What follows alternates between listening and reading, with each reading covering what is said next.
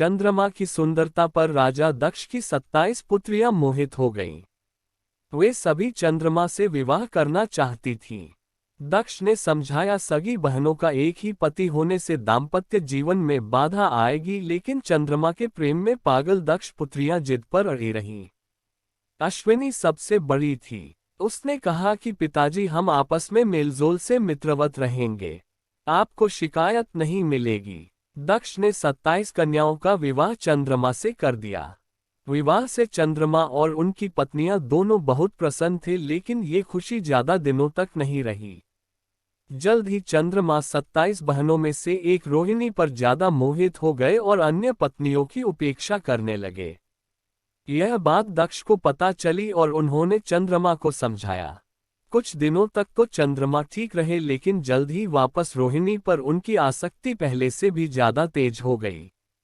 अन्य पुत्रियों के विलाप से दुखी दक्ष ने फिर चंद्रमा से बात की, लेकिन उन्होंने इसे अपना निजी मामला बताकर दक्ष का अपमान कर दिया।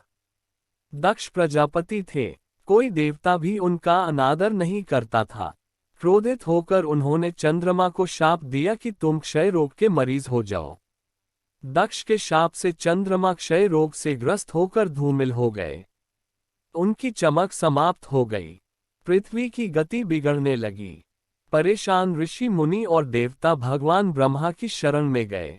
ब्रह्मा दक्ष के पिता थे, लेकिन दक्ष के शाप को समाप्त कर पाना उनके वश में नहीं था।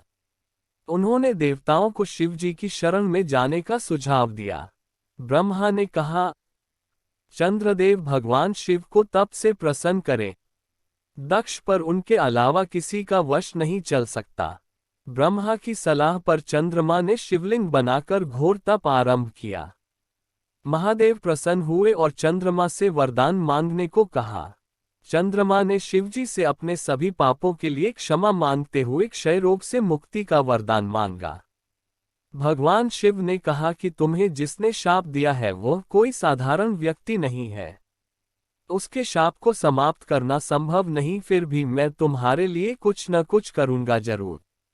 शिवजी बोले, एक माह में जो 2 पक्ष होते हैं, उसमें से एक पक्ष में तुम मेरे वरदान से निखरते जाओगे, लेकिन दक्ष के शाप के प्रभाव से दूसरे पक्ष में क्षीण होते जाओगे।